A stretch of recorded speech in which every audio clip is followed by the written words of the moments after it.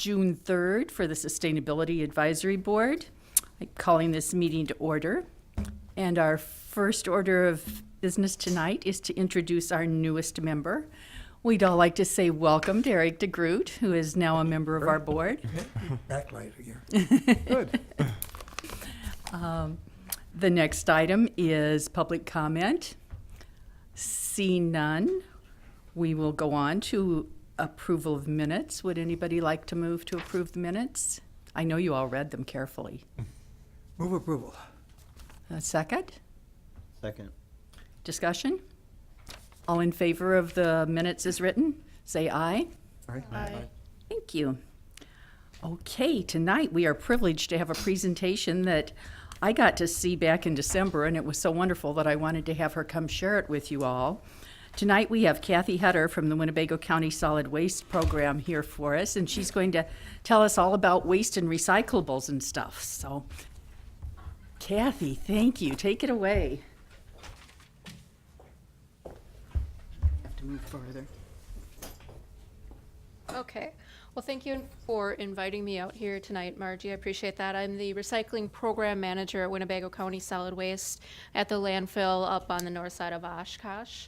I've been in that position for about three years now, so I'm still learning things as we go along. But what part of my job is to do some presentations within the community to help educate and update you with our programs. So solid waste management is the process of collecting, receiving, handling, and treating waste materials. All waste has to go somewhere, but where does it go and why? Why is because improper handling and disposal can lead to unsanitary living conditions, environmental pollution, and can be wasteful of reusable materials. And this should be important to you and to the citizens of our county, because as consumers you play a key role in defining what waste is, deciding how much waste you create, and what to do with it after its useful life. So in Winnebago County, you have, most of our programs have curbside recycling pickup. And it starts with your municipality that manages the routes. So they either send the trucks out to collect waste and recyclables at your home, or they contract with an outside vendor such as Waste Management or Advanced Disposal to come and collect it at your home. Once those trucks leave your neighborhood, they bring the material to our transfer station facility in Oshkosh, so that's right up at the landfill. There are also public residential collection programs there, so you could drive material up to that location as well. At the transfer station, recyclables and wastes are loaded into semi-trailers and then transported off to the facilities up in Appleton. TriCounty Recycling is where your Singlestream recycling goes, and then the landfill up in Outagamie County along Highway 41 is where your trash will go. So the programs at Winnebago County Solid Waste are operated under the authority of the Solid Waste Management Board. We manage a collection point and transfer station for solid waste and recyclable materials. And there, your waste and recyclables are handled in an efficient and sanitary manner. At the lower picture, you can see our transfer station. And then moving clockwise from the bottom, the next picture up is our residential drop-off area where the ramps are for your trash and recyclables, our tire recycling programs, waste oil, etc. Going around to the picture of the loader, that's one of our operators loading a compactor, and the materials being compacted and loaded into a semi-trailer.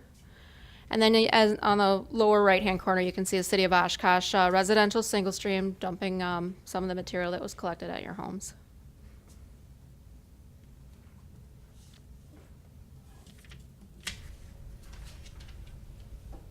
A couple other things to keep in mind. We are not on the tax levy. Our programs are funded through user tip fees, grant monies, and budgeted operational funds.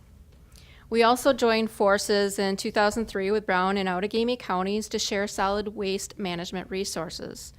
The end result of this 25-year commitment is expected to result in a financial savings of nearly $50 million, which is then passed on to our users through reduced tipping fees.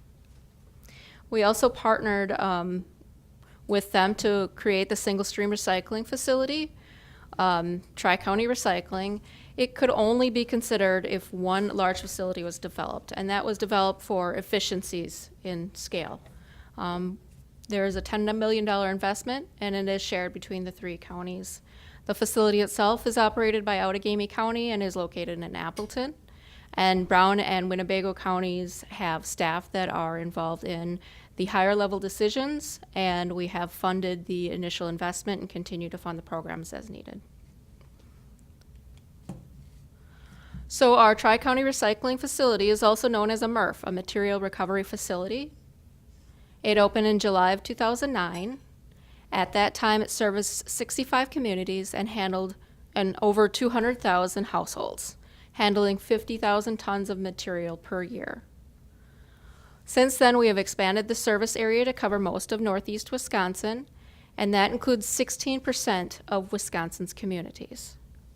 We process over 100,000 tons of recyclables per year. We added a second shift, so we have a first and second shift operation, and that gave the community 25 more sorting positions and additional county staff. So at the MRF, materials are separated by hand and by equipment. The materials are then baled for easy shipping, and then the baled materials are sold to be remanufactured. Here's a good question. What goes in your bin? And it changes from time to time, but most of the items on these lists have been collected since day one. So for plastics, all plastic bottles and containers, including household bottles, jars, and jugs, dairy containers and lids, produce, bakery, and deli containers and lids. So a lot of the food and health and beauty products that you have in your bathrooms, your kitchens, and your laundry rooms, any of those types of plastics can be recycled in your curbside bin. What about putting caps on them? That's yeah. That's something that was started recently. Is as you're preparing your recyclables, we ask you to empty them, rinse them out, and then go ahead and replace that cap and lid. The reason why we're doing that is because in the past the lids were recycled anyway. They ended up falling through into our glass. Glass buyer doesn't want plastics, so go ahead and recycle those lids, but make sure that's put back onto the bottle or snapped back onto the container it came on. Plastic on plastic. Yes. Do you accept polystyrene deli kind of containers? It's like a plastic, but technically it's like the same number as styrofoam, but. Right. The industry uses numbering system just for identifying what kind of plastic it is. Yep. It's kind of confusing to individuals when we say we can do 1, 2s, and then 4s and 5s, and they have to remember which ones. So go ahead and put that in the recycled container or into your bin, and we'll take care of sorting it out if it's something that we cannot market at that time. Very important, we do not accept plastic bags, wrap, or film. So we want your recyclables to go into the bins loose, and we do not want shopping bags put into that recycling bin. That material wraps around the equipment, causes all sorts of headaches and problems along the line. And that's one thing that we're really pushing this year. You'll see a lot of different marketing techniques and advertising for no plastic bags or film. If you have clean and dry plastic bags, bag them up, take them into festival, pick and save. A lot of your local big box stores will have a recycling bin just for film. We also do not accept motor oil bottles or styrofoam packaging. So if it's obviously styrofoam, you can put your thumbnail through it. Go ahead and put that in the trash. It's not something that we can. But if it's something like she had mentioned, polystyrene, seems like it may be hard because some of them are molded where they're a little bit harder. Go ahead and put that in the recycle bin if it's a hard plastic, and we'll take care of taking it out if it's something that we can't handle. Does what you can handle change from time to time? It changes on markets and equipment because product design changes regularly. We may not have the technology anymore to remove something that has changed. Packaging has changed on the market. It's a big investment for technology. We're looking at doing some future projects where we're updating our technology. But yes, from time to time we have to take it off because we cannot collect it efficiently, or we take it off because there's just no market for the material. And then it's up to us at our end to make sure that we're processing quality bales for what we can sell at that time. Is that what the problem is with the styrofoam?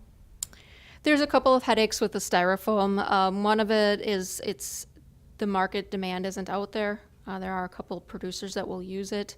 Another issue is it's light, so we would have to amass a lot of it in order to ship a whole semi-trailer full.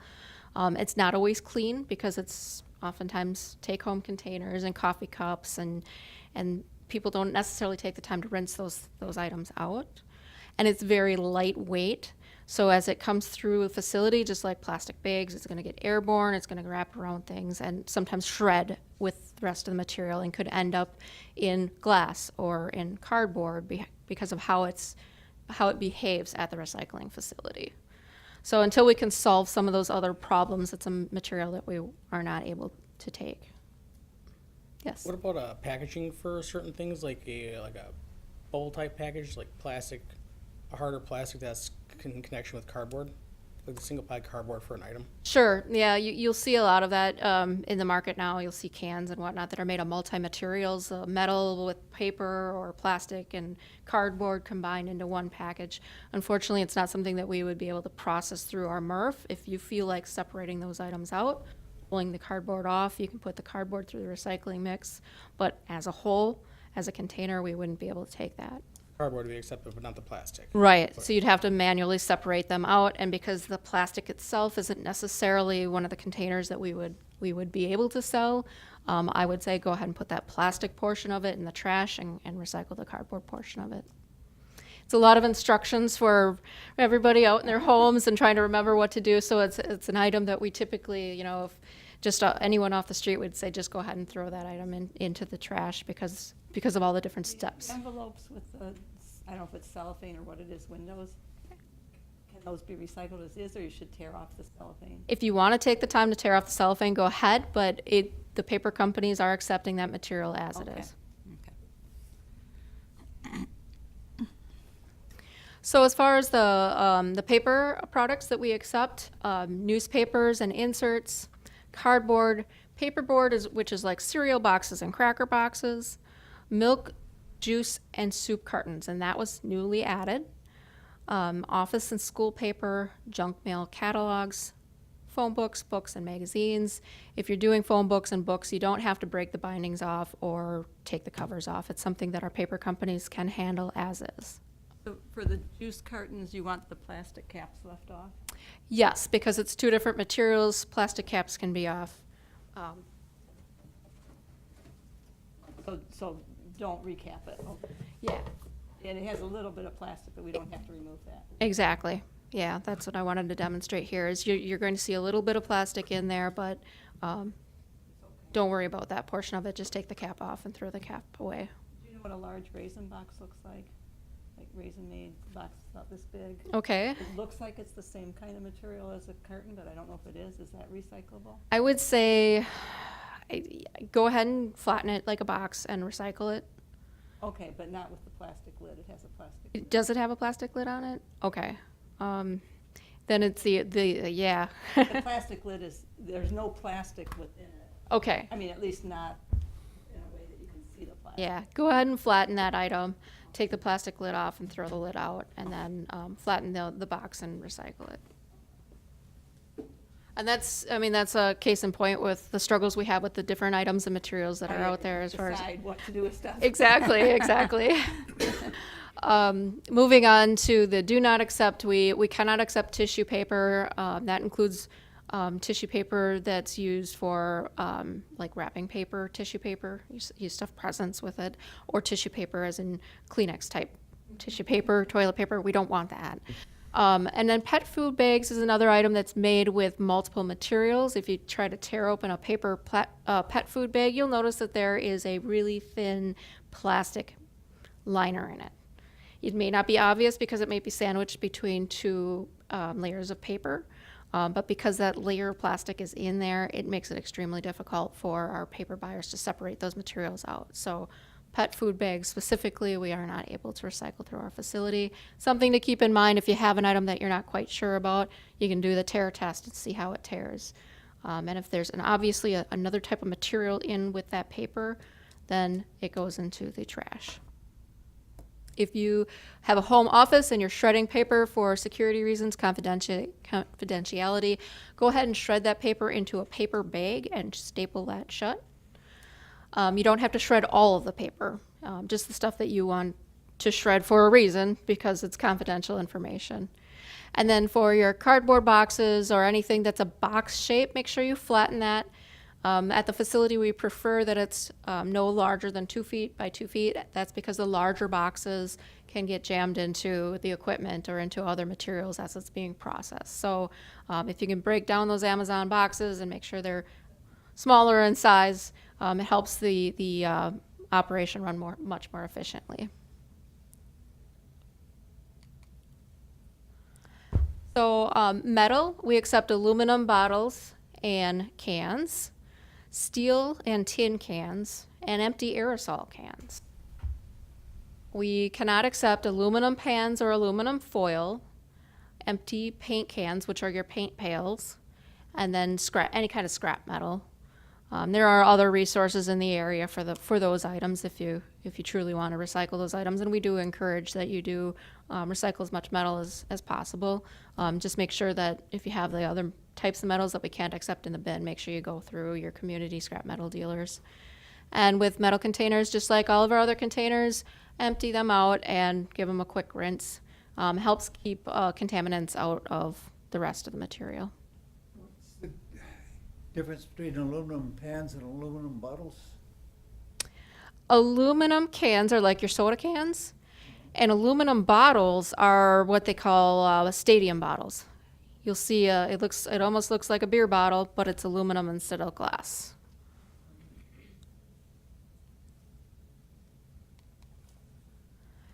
And glass, we accept food and beverage bottles and jars.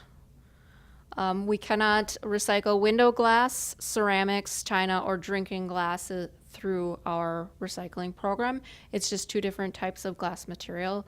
One is heat-proof, basically. The other is not. So if it's like a pickle jar or a beer bottle, go ahead and recycle that in your curbside bin. Yes, leave the lid off of those. And a lot of glass jars come with metal lids. If it's a larger metal lid, about 3 inches by 3 inches or bigger, go ahead and recycle that in your bin. If it's smaller than that, like a beer bottle cap, something that would fall through into our glass mix, we wouldn't be able to recycle it as is. But I do know of people who are putting those into a soup can and then crushing the top of the soup can closed. So it's all contained into one container. It's an option if you want to go to that extent. Otherwise, the smaller caps would end up going into the trash. That probably depends on how many beer caps you have. True, true. And again, with these items, yeah, we just say empty them out and give them a quick rinse and then go ahead and put them into your recycling bin loosely. Any other questions on that? So if there's like a ring of paper, like a sticker on this glass or metal bottle can, do you want that removed as well because it's paper? No, that doesn't matter at all. No.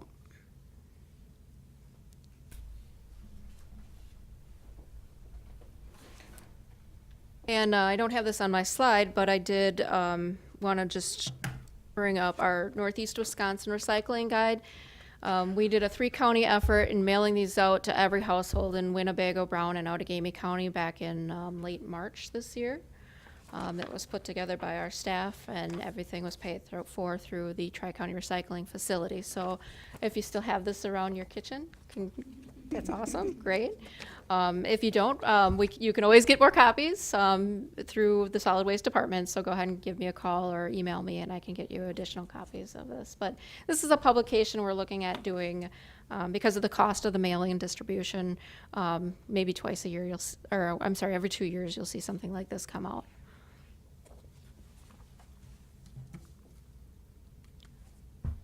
Okay. So top 3 issues at the MRF. Now you have to understand that we have high-speed equipment and we have human beings on the line sorting through this material. So the number 1 concern we have are sharps, and yes, people sometimes put medical sharps in the recycling bins and in the trash bins. Sharps are not supposed to be recycled through recycling bins or thrown out in your trash bins. There are safe sharp disposal programs through the local clinic, local hospitals. Some of the local pharmacies have it. So if you have one of those, if you have sharps and you're using sharps, and most people know this if they're getting it the right way, go ahead and put them in a hard-sided container, label it as sharps, or get an official sharps container and take it back to a local emergency room, ask your doctor, your physician, or take it back to, let's say, Pick and Save Pharmacy. Those are programs that are out there for our residents to use, and it helps keep our staff on the sorting line and the staff working out in the landfill that sometimes have to clean off heavy equipment safe, and avoid needle sticks and unnecessary downtime while we're trying to operate our facilities. The number 2 concern are plastic bags and bagged recyclables. And the number 3 concern are tanglers, including clothing, wire, ropes, and hoses. Any kind of that material actually wraps around the sorting equipment, and you'll see a picture of that on the side. That is plastic bags primarily wrapped around sorting discs. Our facility has to shut down once every shift for about an hour. We have people climb into this machinery. It's locked out, tagged out. They climb in and they actually have to cut this material out.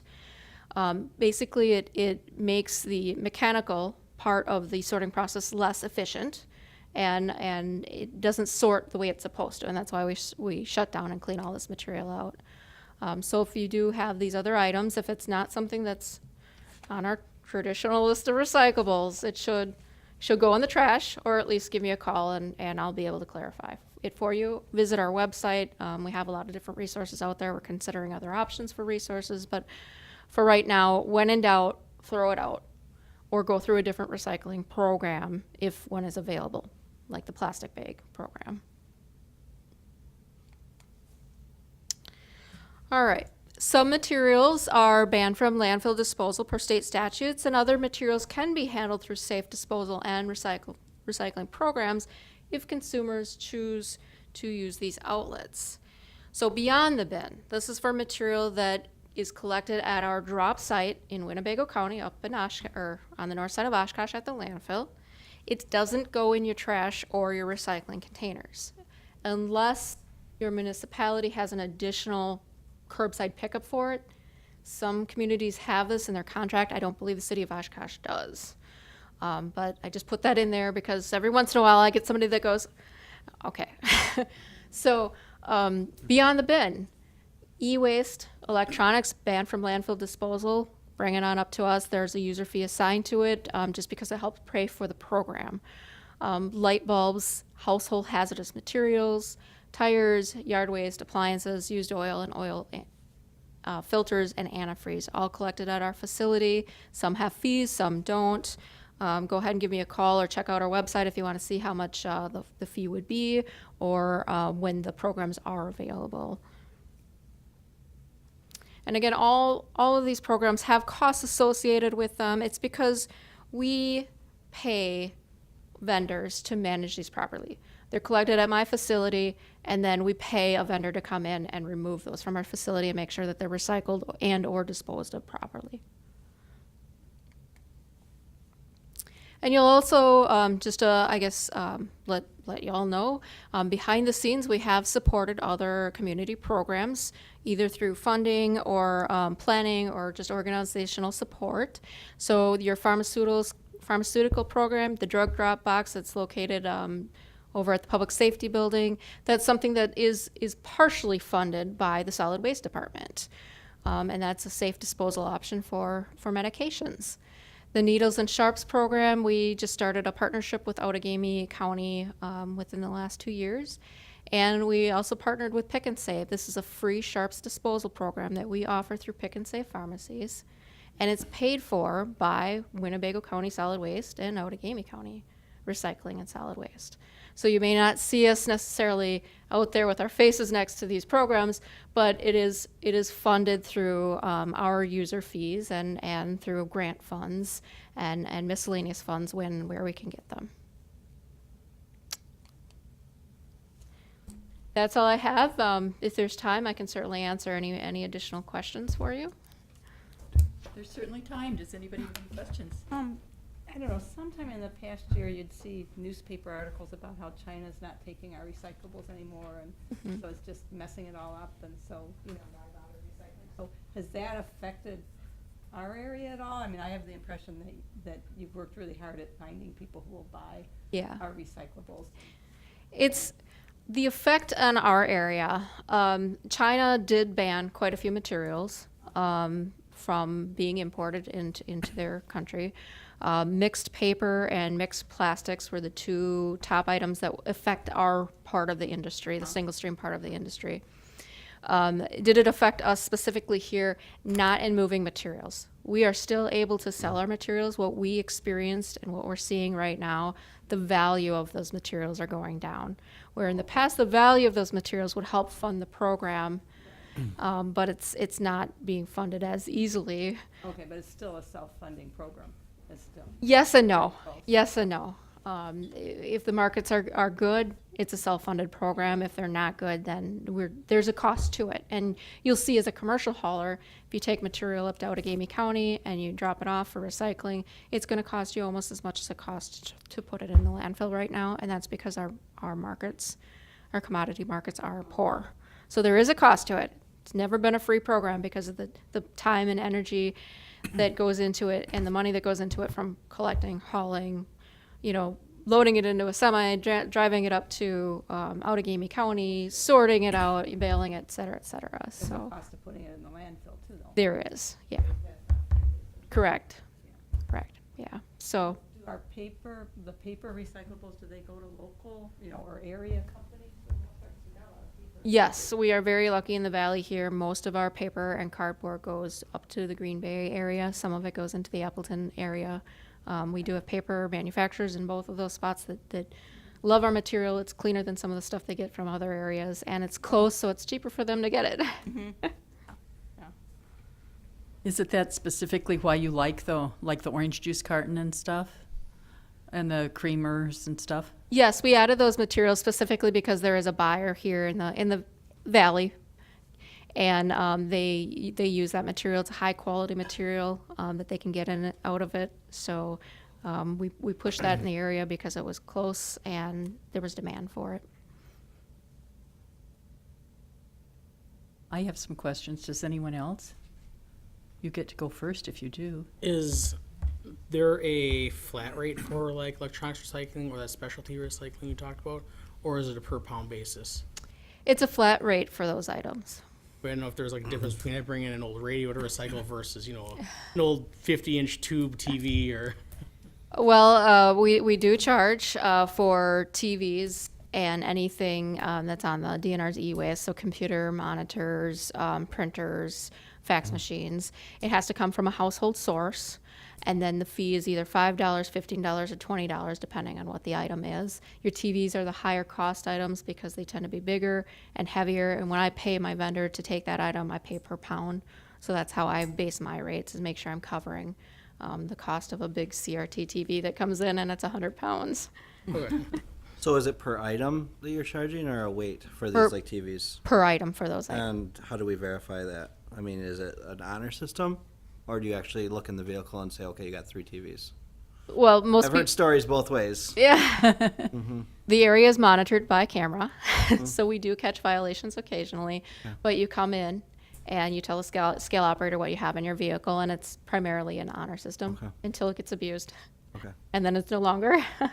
But we don't necessarily have the staff to check every single vehicle that's coming in. So most of the people who use our facility we'd like to think are honest people. Sure.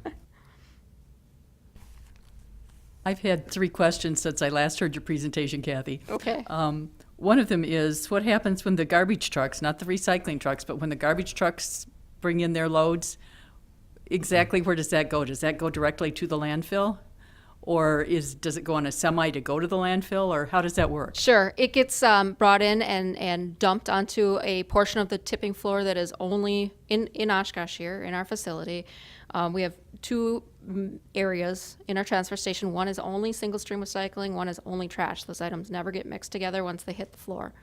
The trash is loaded up into a semi-trailer, and the semi-trailer is taken up to the landfill in Outagamie County and then dumped in the landfill. Good, that's what I told him. I win.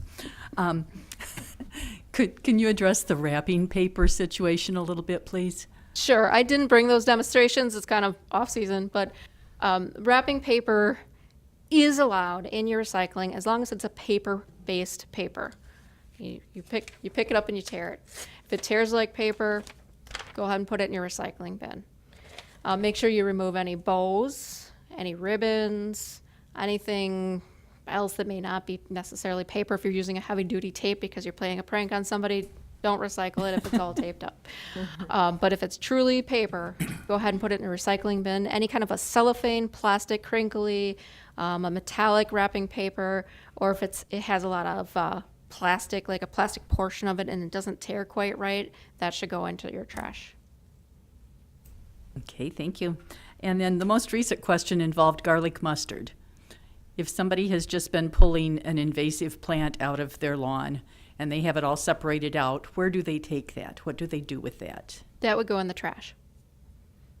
Okay, if they put it in the trash and it goes to the landfill, is it going to continue to cause invasive problems there? No, it's going to be buried into the landfill. It's gonna ride up there in a semi truck. It'll be dumped in with all the rest of the trash covered over. When they cover the landfill, there's multiple layers of clay and soil and a layer. I don't know specifically what it is, but there's like a plasticized layer that goes over, and then they put soil and more soil and more soil. So for it to become a problem once it's buried in a landfill, not likely. Okay, so if you have an invasive, you should definitely put it in your garbage and not take it to the yard waste drop station. If you take it to the yard waste drop station, more than likely it's going to be mixed into a compost, and depending on how that compost is managed, it could become a problem. Okay, thank you. I just want to tell you all, too, their website is fantastic. If you haven't been there yet, I mean, because who thinks to go to the solid waste website, frankly? No offense, Kathy, but, it's not... But it's amazing. It's got tons of information and lots of places to click and more information and very beautifully done, so... And Recycle More TriCounty, which is our Singlestream recycling program. There's a lot of information out on that one, too. We're working on updating our county website, so hopefully you'll see those improvements in the next couple months. Excellent. Any other questions, anyone? Thank you. Thank you so much, Thank you. Kathy. Really appreciate it. Yes. Okay, as soon as I find my agenda, I wrote on it. Okay, got it. Next up is urban beekeeping and chicken keeping ordinances. I believe we have a very brief update, don't we, Stephen? It's good news. Yeah, they were passed at the May 14th Common Council meeting a couple weeks back. So the new ordinances are in effect. They streamlined the approval process for keeping bees and raising chickens. We've had a number of permits come through already, so pretty positive, I think. Oh, awesome. We had some questions about that at the farmer's market, so. Sure. Okay. The next thing on the agenda is our revision, and you should all have a copy of the Waterfront Community Revitalization and Resiliency Act of 2019. Yes. This was brought to our attention, and at this point, the city is asking us to take a look at this and see if we would recommend having the city support this. This is a national act. Senator Baldwin's office shared this with us.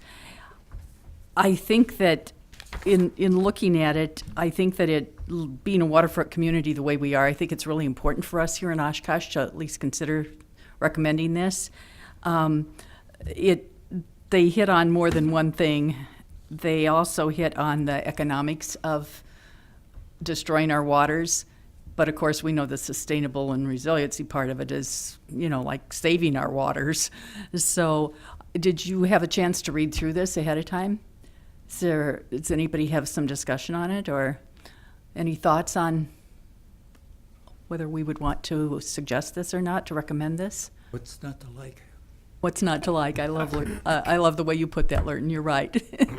Was there anything anybody wanted to say other than that? I did have a question about when they talk about waterfront planning and implementation, and as far as wanting to water-dependent industries, do they have any idea how much they want towards like reclamation? Like, let's say we have 10 acres on the waterfront. Do they want like, well, 5 or 6 to be reclaimed and the rest to go towards underneath these solutions? Support I was community gonna efforts to say, make yeah, water help me resources out here. by attracting water-dependent industries and investments to leverage water sustainability, revitalize neighborhoods. I didn't see the reclamation part. Is that on there, or is that just what you? Oh, it's just as far as is this specifically about like I was more concerned about the industries, what they meant by that, for clarification. Water dependent industries. Okay, somebody help me out. Tell me how many lines down is it in number one, Oh, number under two? the solutions. First Under- sentence on the solution. First sentence, okay, water-dependent industries and investments. What I took that to mean is that water-dependent industries would be like the tourism industry, the boating industries, that sort of thing. How did you take Not it? the paper industry? I leverage water sustainably, revitalize neighborhoods, and allow for recreation and tourism. But the attracting water-dependent industries, yeah, that's not, I mean, when I think of a water-dependent industry, I think of a paper mill. Paper mills? But I don't Or know, something. maybe not anymore, they recycle a lot of their water, so maybe they're not that water-dependent, I don't know. Right, but at least Or- it continues on to talk about how Yeah. the ones they're talking about should be. Right, yeah, or people bottling spring water, or, Yeah. or, you know what I'm saying, I mean, I don't know how. Or they're actually removing the water from the watershed. That's obviously not appropriate. Right. If they're really talking about recreation and tourism mainly, or, And because they say community efforts, each community could design Make as that appropriate for them. right, yeah. Under two, the making infrastructure upgrades that improve coastal resiliency that could be wetlands, that could be just. That you could know. even probably be our stormwater systems that we're Right, but putting it in. could be, I guess it would be, it could just mean building a bigger wall on the river too, right, or not? Or they'll have some kind of standards for what works and doesn't work, or what's okay, and you know what Well, I'm saying? I have no answers for you, so if these Uh-huh. are questions we have, these are questions that we can investigate between now and our next meeting, and then decide if we want to make a recommendation on it then or not. So I'm just making some notes on here. My feeling is, and I could be wrong, but if this were to, and this is actually, Tammy Baldwin has brought this up as early as 2015, and she keeps bringing it back. Uh-huh. Yeah, it keeps being, It's gonna get voted down every time. Because, It even comes to a vote. Why would- let's not have a Bipartisan. negative attitude. oh, It is a bipartisan, yeah, you're right, in one party but opposes it, and the other party says. Yeah, and who has therefore the we're- majority? I think it will Yeah. be voted down until somebody floods, and then all of a sudden their attitude seems to change And pretty it depends quickly. which area of the country. Now, we're not gonna go into Floods. politics here, but Everything's political. this is true. Wouldn't that also include the projects like the wild plants and stuff like that? Maybe could you get funding for some of that stuff? Yeah, that's what it seems like. It seems like a way for us to show that this is a priority for us, and make it easier for us to apply for federal grant and loan programs for these type of efforts. Thank you, that's where I was going with that. I think that that's the whole purpose of Yeah, this from our city standpoint, is Yeah. that it would allow us to apply for grants we may not get otherwise, so. I'm assuming if it's coming out of Tammy Baldwin's office, they're talking about things that are ecologically sound, I would assume so, yes. but. Well, Yeah, and, that's what's and as we Built a lot of have, dikes down in Louisiana that really weren't a good idea, this, I should tell you too, is just a summary of the entire bill. I think it runs 4 or 5 pages. And I do have a link that I can give to Stephen where we can look that up if we want to in the next month. And if you want to get into the nitty-gritty of what it may be proposing, my understanding is that she's just checking with local municipalities to see what kind of support there is for it. But the benefit to our municipality, of course, would be that if we supported it, then it may give us some benefits, grant-wise and stuff. Oh, okay, other concerns on here that we should check out? Well, to approve, but the committee to approve or not? I think I just put it as a discussion item, so. It is just a discussion item for Unfortunately, yeah. tonight, yeah, so we can talk about it, but we would have to bring it back next month if we decide we want to. If it's only 4 or 5 pages, it's not that hard to read it. Right, Yeah, maybe a link would, could read it. Mhm. okay. I'll send that to Stephen so that he can get it out to everyone. Full text. And then we'll bring that back next month. That will be July, right? July 2019. How did that happen already? Just don't get it. Okay, moving on then. Alternate member discussion. Do you have something on that, Stephen? Oh, actually, before that, the Lake Shore. What did I miss? Oh, I'm sorry. Lake Shore, that's why I have to check them off. Lake Shore Planning Master Plan, yes. Yes, tell us about that. So I included that information in the packets. I know we have a number of dates coming up. The process is, has already begun with staff and such, but I think coming up June 10th from 5:30 to 7 o'clock PM at the Convention Center is a public visioning meeting. And that's where I think we're supposed to be, Right. they're supposed to allow the public to provide some input. They're gonna share the poll code results that they had, from when they put out questions. And then they're gonna present some information to the public there. So all of you can go as members of the public and probably provide some input there. I just noticed this says afternoon. Do you have an actual time on that? For the June 10th one? Yeah, June 10th, Parks Department staff meeting afternoon. This says It's a, it has a 5:30 to schedule. 7. Yeah, mine this says one. 5:30 to 7. Okay, I must have an old one, so Maybe that's the 5:30 one to marking 7, now. okay, Yep. The one in the packet should have the actual time on it, okay. because that's the one I have here. So yes, 5:30 to 7 PM, that'd be June 10th. 1 week from tonight. Yep. July 8th is another big one, and that is at 6 PM at the Convention Center. And that's a joint meeting between the Advisory Parks Board, Pedestrian and Bicycle Advisory Committee, and then us. So if you can make that meeting, that'd be great. That will be an opportunity for members of these boards and commissions to provide some input. So I would say definitely try to make that one if you can. But that's also a big one on this list here of dates. And as I understand it, that's the Sustainability Board's only real opportunity to weigh in on the master plan, is that correct? I believe so, as the board, yes. What date is July 8th? That's a Monday night. Yeah. Yep, these are all second Mondays because they're on the Parks Board schedule. Okay, second Monday, so, okay. Mm-hmm, July 8th. Our meeting will be on July 1st. And then you'll see as you look down, there's some advisory parks board meetings, plan commission, September or October. Usually at plan commission, there's an opportunity for some input. Members of the public can come if you're interested and speak there. And then council in October sometime. Do we know if the Advisory Parks Board allows for public comment? I am not sure. I'd have to check with Ray on that. Okay. They say open to the public, but I wasn't sure what that meant. Okay, so we all got that on our calendars, right? It's gonna be a busy summer. Yeah, yeah. I think that, Okay, we're good? when would we be able to look at the 3 conceptual design alternatives? Is that first time we get to look at that is in August 12th?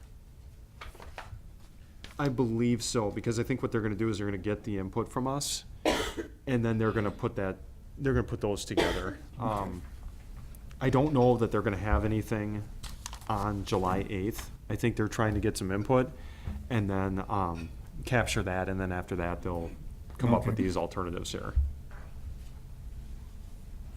I wonder if they might send that out to, obviously the park board will have it, but maybe they'll send it out to Sustainability and Bike and Pet ahead of time, after we've given our input. I would hope so. I can relay that to them. That would be good. I can ask them if they can consider doing that. Okay, thank you. Mm-hmm. Any other comments on the plan here? You've all cleared your calendar for the summer now, right? Okay.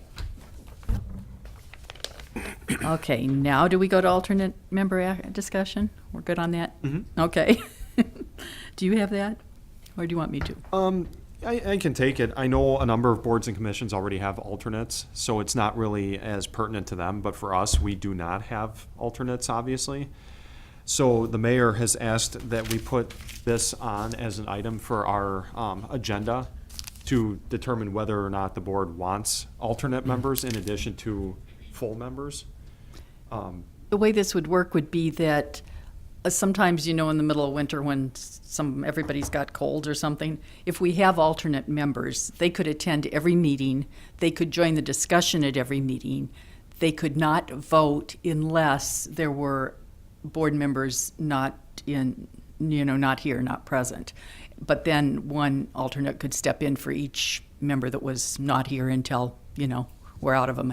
And I know that one other board has already adopted the alternate members, and they've added, that didn't have them before, and they did add 2 alternate members. That's a little bit smaller board. It only has 7 people, but it also helps you meet quorum, because sometimes we have that frantic last minute, are we going to have enough people that we can have the meeting thing? And so it would help that. It also helps more community members become involved with sustainability, which of course we like. And, alternate members can also do things as anyone in the community could if they wanted to, or knew about it, to help out with sustainability. But I guess my recommendation would be that we definitely embrace this and add people. We do have more people that have applied for boards and commissions at this point in time than we've probably ever had. So we do have some people waiting in the wings.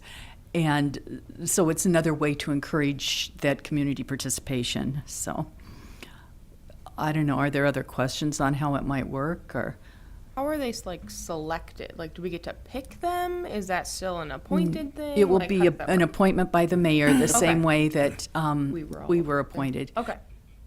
The applications would go in the same way, and basically the little pool that they have for each board or commission, or just the general pool where somebody says, I want to Sure. participate in something, they could be pulled from that, and then the mayor would make that appointment.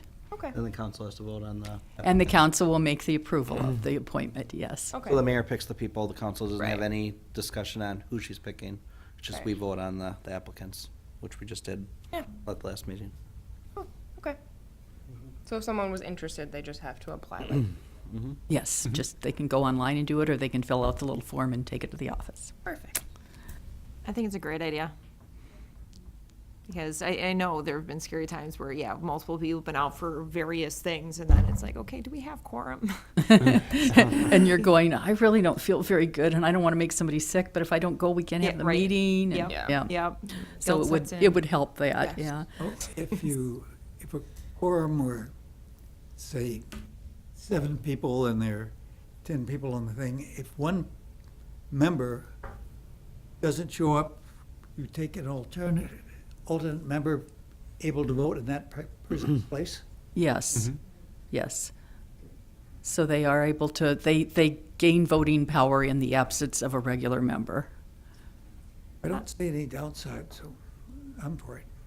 How many Okay. are we considering at this point? How many alternatives? I think we were considering 2. That could be up to us, though. We're one of the boards that's not mandated. We're just, because the city wanted us. The state doesn't say you have to do it. Right.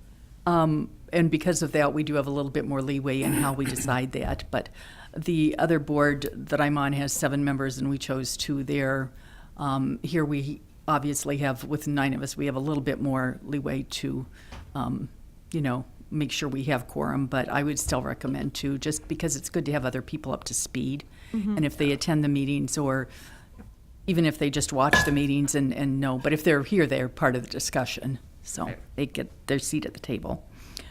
Okay, well then let's put that on for July also, and we'll I think they We were can looking vote, for. can we vote on it Yeah. tonight? We have It's it an as action. action. It's an action, Action. yeah. Oh, Yes. it is. Okay, discussion action. Would somebody like to make a motion? Michelle? I'd move that we have 2 alternates for our board. I second. Okay, discussion? All in favor? Aye. Aye. Oh, that was easy. Okay, thank you. Okay, that takes us to our rain barrel workshop update, and this is kind of a collaboration. Vic has done a lot of the upfront work on it, and Robert is going to be doing a lot of the on-site work with it, and I've done a little help with the facilitation. So, Vic, why don't you bring us up to date at this point? Sure. Well, we're officially on a calendar. So it'll be July 16th at 6 p.m. at the Masonic Center. There will be a Facebook event to come once we've solidified costs. So there will be a cost associated. There will be separate costs for city residents and non-city residents. We just have to finalize all that kind of fun stuff. And then we'll make a Facebook event that can be shared and whatnot. And there will be a pre-registration situation All said. that I'll figure out. We did put a sign-up sheet in the farmer's market booth on Saturday, and we did get a couple of people to sign up, which was amazing, given that we all should have been walking around holding rain barrels on Saturday. So we didn't have quite as many people come by as usually do. You know, like instead of 100, we had like 2. But, but a good time was had by all. And we are at this point still just waiting on confirmation for some pricing for, I've gotten a donation for the barrels and we've started collecting them because they're big and we can only carry so many at a time, you know, but it's in place. We just have to have 2 things happen. We have to make sure that we can fund it initially to like seed money to get it going, and we have to be sure that we have enough people participating. And a question that I have is how many people is not enough? If we have 2 people, is that too few? If we have 5, our goal was to have 30. 25. Sorry, my correction, 25. I asked for 30 barrels, but 25 will be fine. So we have capacity for, we think, for 25 people to make their barrels. If we have 5 people that are committed, do we go through with it, or do we have a cutoff point, or do you want to think about that and get back to me? I guess it just would depend on the cost of the kits. Okay, those we'll be able to purchase individually. Right. So, I don't know. I feel like a 10-person minimum. okay. Does that make sense to you, Robert? Or you'll do it for 1 probably, huh? Probably, yeah. You were easy. I'm going to write down 5 to 10, and the 3 of us Sure. will have discussion. That sounds good. Are these barrels that are getting used for this new or? They are recycling they line? are being donated by a farm where they were used for feed, so they're food safe and they've been well rinsed. Upcycled. Yes, we're upcycling, and they are delighted to have an outlet for them, you know, to dispose of them, and we're delighted to be able to accept them. So, I say I also have a source. If you run short, you might be able to get a few extra barrels also. all right, we will keep that in mind. Are they food safe? They're actually used for water treatment. As long as they didn't have nasty chemicals in them, we'll talk. No, it's it was a level 1 water treatment chemical, and it gets rinsed out, and it's practically a brand new barrel. Okay, good to know. Thank you, Eric. I knew we wanted you on here for something. I just didn't know what yet. But we're going to figure that out in many ways, I have a feeling. Okay, I think that's our update on the rain barrels.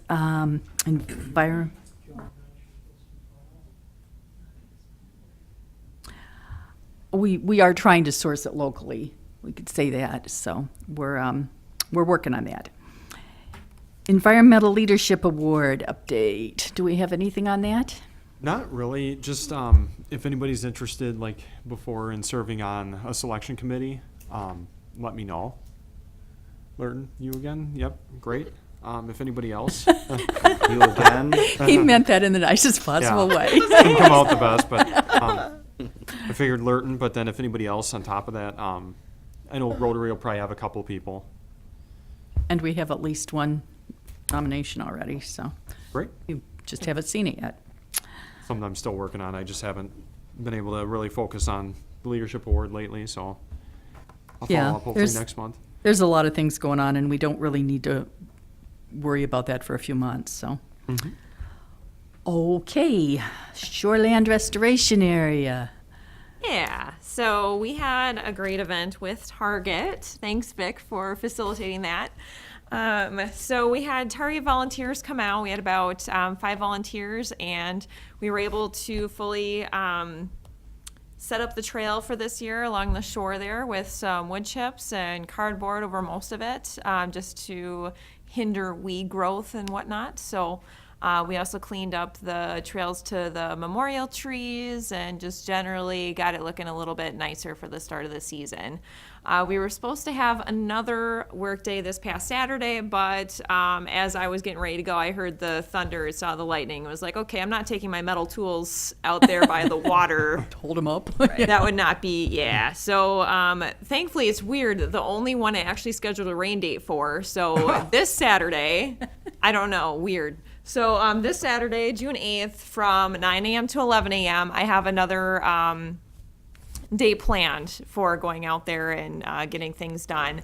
We'll be trimming if the plants seem tall, just depending on, you know, this weather, the rain we got. If the plants are a little bit tall, we're going to trim them down to about a foot just to keep the growth a little bit lower and whatnot over the season. And if it's just not that tall yet, because it wasn't last time I was out there, then we'll just clean up more of the shore and do some more weeding. So I'd love to see anyone out there 9 a.m. to 11 this Saturday.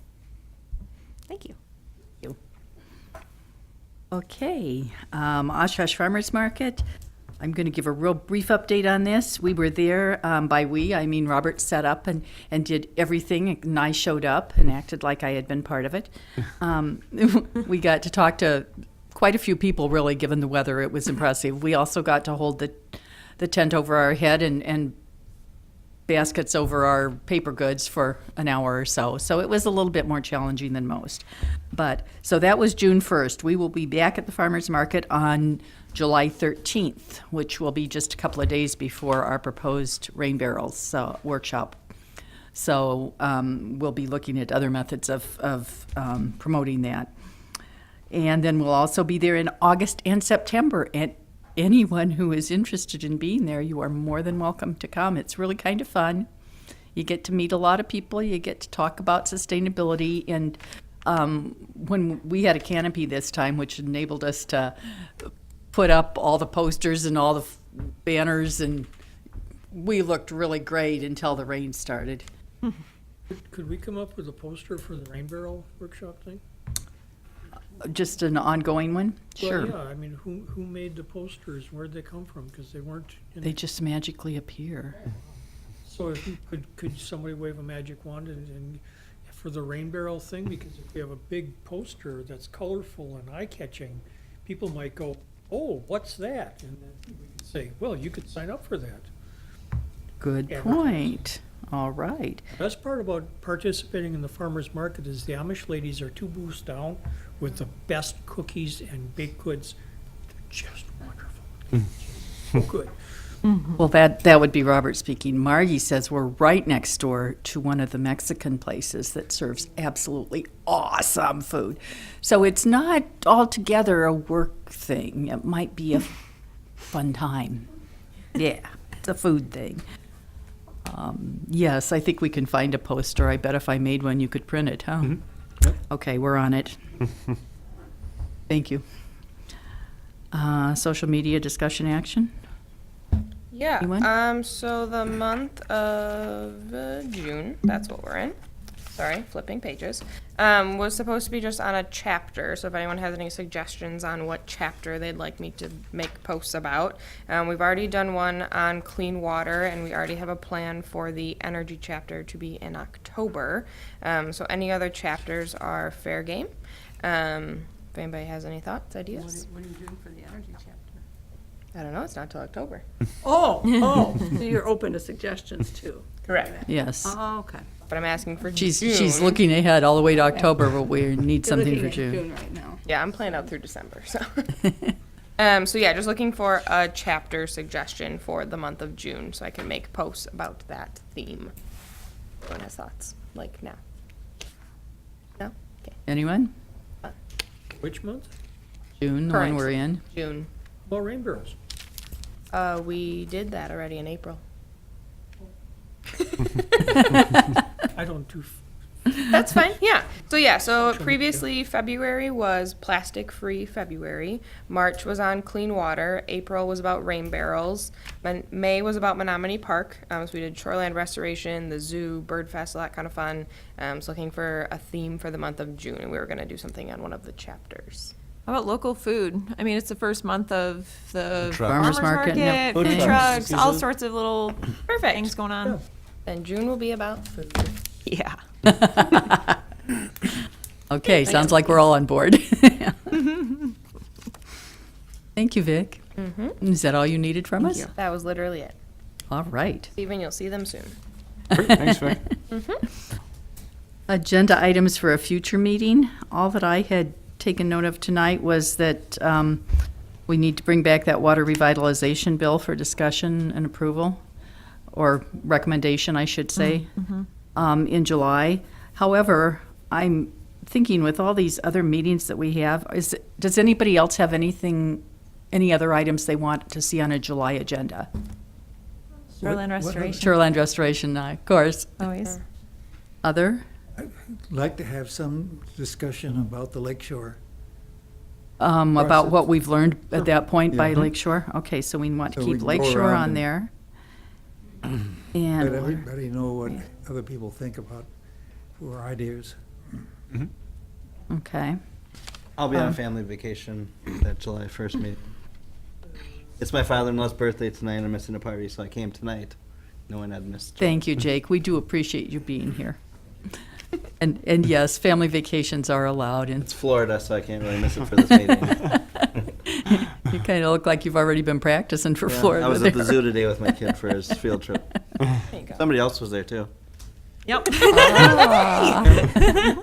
Somebody else must have used sunscreen. She probably did. No, I didn't. Did I you have just, a hat on? No, No. no, I didn't. It's that big wave of hair. It's the covering- hair, you know, it forehead. just creates a halo. Yeah, halo was the word I was thinking. You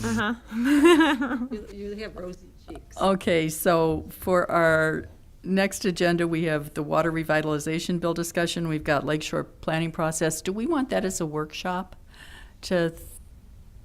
of our own? I mean, just could. among ourselves to talk about what we would like Might to be a good see? idea. If we do it, then we'll have that before we have our meeting with the planners, so that might be a Right. really good idea. Let's make that a workshop. Sure. Then we can be like a united front. Yeah. Well, and we may have lots of ideas, so that way it'll. Organize them, yeah. Yeah.